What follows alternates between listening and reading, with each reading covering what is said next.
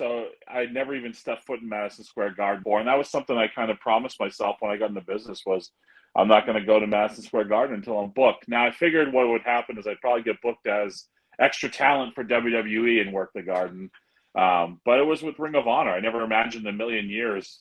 I thought the dream of working Madison Square Garden had sailed already, and so knew it was happening. Then we find out for sure we're going to be a part of it. And, so I get to the arena that day. I know we're just in the Rumble. I have absolutely no idea what I'm doing in the Rumble. I figure I'm going to be in and out pretty quick. I didn't figure I was going to have anything featured.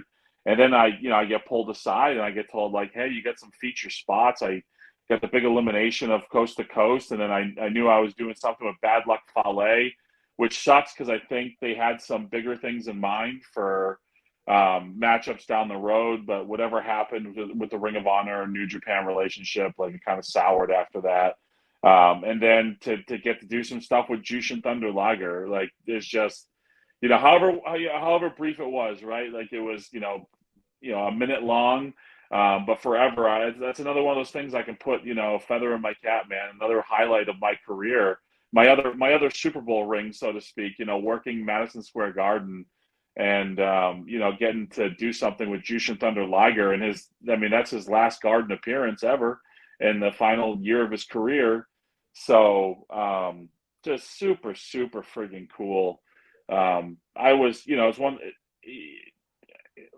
an emotional guy, but not like, not maybe the most sentimental at times, but so I get eliminated from that. And it was definitely like, right, whether you're wrestling in front of 17,000 people at Madison Square Garden or you're wrestling in front of 200 people at the PAV in Lowell, ultimately it's just wrestling, and it's your job to do, and you got to focus on it.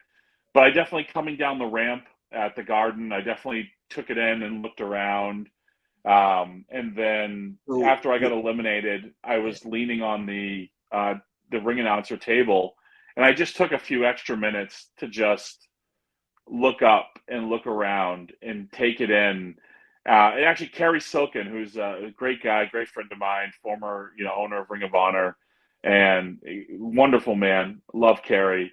He took a really cool picture of me because he was sitting at the table, where I'm just kneeling at the table and I'm sort of just taking it in. And then I get to the back and I just I went and found like a little just sort of corner of the world to myself, and just like I cried my eyes out because it was something I never thought would happen. It was a dream I thought that had come and gone, and however small it was, however small part I was of that card, it meant the world. As I'm sure it did to a lot of people in that match, but it meant the world to me, especially to get to do to do things with some people I never thought I'd ever be in the ring with. Liger and Suzuki being the two that really stand out.